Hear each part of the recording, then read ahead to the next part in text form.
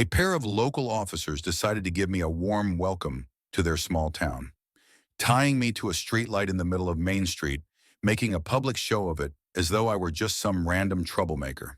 Little did they realize who they had tangled with or how their antics would come back to haunt them. Let me take you to the very start. My name's Marcus, 52 years old. After years of service in law enforcement, I recently accepted the role of police chief in a little out-of-the-way town in Georgia. This wasn't my first time taking charge, and I've seen my fair share of challenges. But this place, it had a whole different vibe. Everyone seemed to know one another, and let's just say they didn't roll out the welcome mat for newcomers. It didn't take long for me to notice that the officers in this town seemed to operate under their own set of rules. Before officially reporting in, I decided to take a walk through the streets, blend in, and get a sense of the place. With my old cap pulled low and my jacket worn and frayed, I looked just like any other passerby. I stopped by a small cafe that looked like it had been standing since the town's founding. The second I stepped inside, I felt the weight of every eye in the room. The atmosphere screamed outsider. Two officers seated near the corner were chuckling over their conversation, but I could tell the jokes were at my expense. Their glances darted my way like I was a target they were sizing up. Their uniforms were pristine, but their attitude was far from professional. I ordered a coffee, keeping my expression neutral, curious to see how they'd handle the situation. I wasn't ready to reveal who I was just yet. This was purely an observation exercise. As I turned to leave with my coffee, one of them called out from across the room, "Hey, old man, you lost? You sure don't look like you're from around here." His voice was loud enough for everyone to hear, and the room grew even quieter. I kept my response calm. "Just passing through," I said, offering a small nod before heading toward the door. I could feel their eyes burning holes in my back as I walked out. I knew this was only the beginning of the trouble I'd face. The next morning, I decided to go for an early jog just outside of town. It was the perfect way to clear my head and get a feel for the surroundings. The air was crisp, the road quiet, exactly what I needed. Halfway through, though, I heard the distinct rumble of a patrol car engine creeping up beside me. Sure enough, it was those same two officers from the cafe. Officer Rick, a tall, lean man with a cocky grin, leaned out of the passenger window. "Hey, jogger, you lost?" His tone was anything but friendly.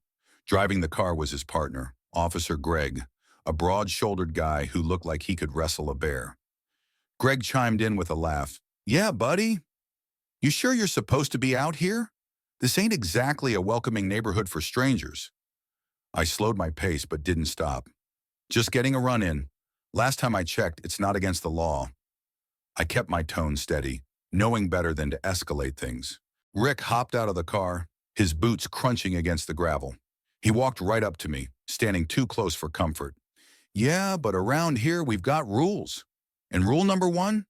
Outsiders don't get to wander around like they own the place." Before I could respond, Greg joined in. Together they flanked me, their presence imposing. Without asking, Rick reached into my jacket pocket and pulled out a piece of paper I'd forgotten was there. A crumpled receipt. "Well, well," Rick said with mock surprise. "What do we have here? Evidence, perhaps?" He held it up like he just found something incriminating. I stared at him, refusing to react. It was clear they were playing a game, one I had no intention of entertaining. But they weren't done. Without a word, Greg grabbed my arm, and Rick did the same, hauling me toward their car. "You're coming with us," Greg muttered, a smug grin plastered on his face.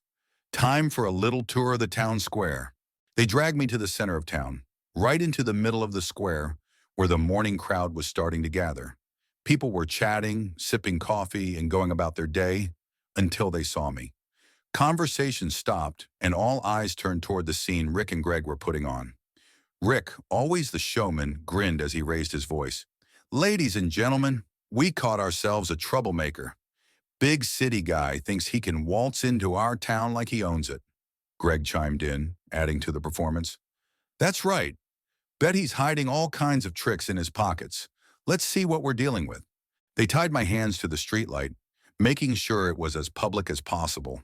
A few people in the crowd pulled out their phones, recording the whole thing like it was some kind of comedy show.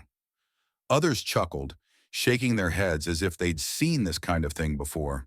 Rick leaned in close. his voice dripping with mockery. So, you think you can just walk in here, huh? We don't take kindly to strangers who don't follow the rules. The whole scene was surreal. I kept my composure, knowing this wasn't the time for any grand reveal. Let them have their moment, I thought.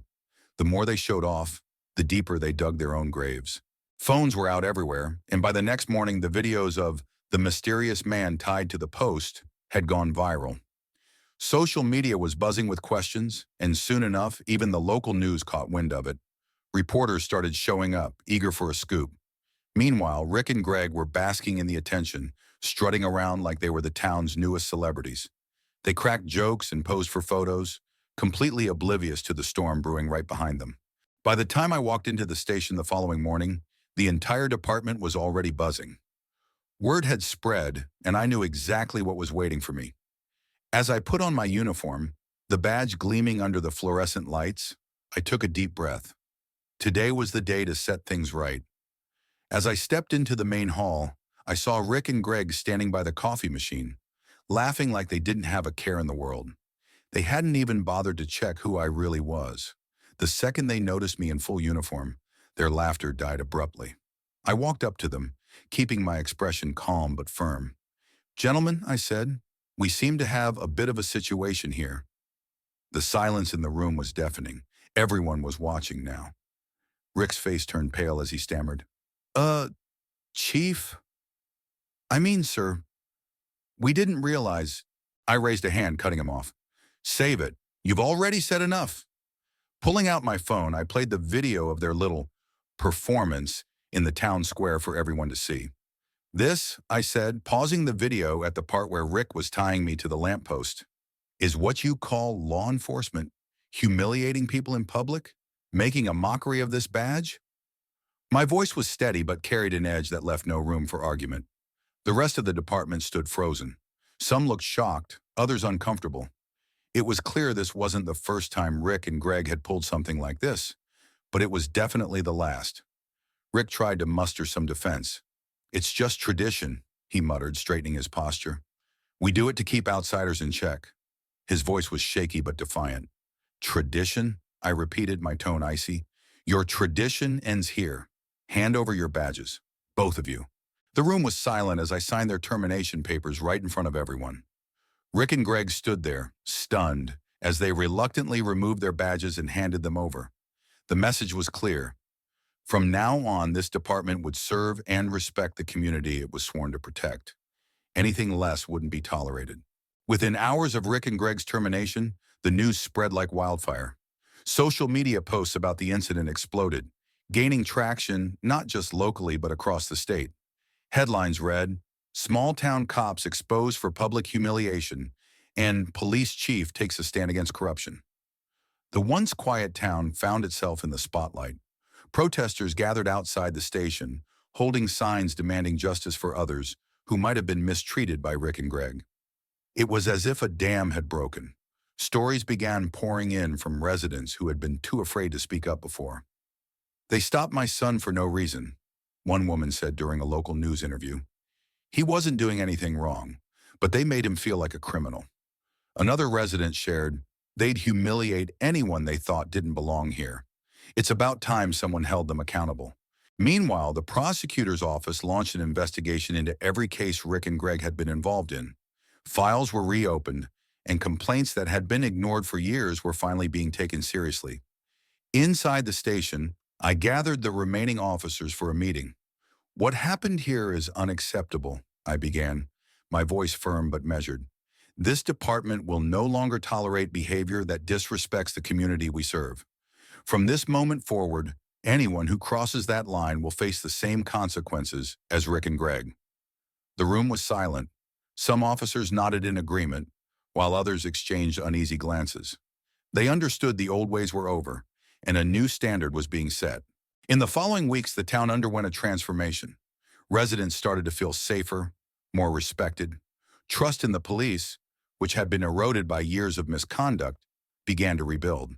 And while the process wasn't easy, it was worth every effort.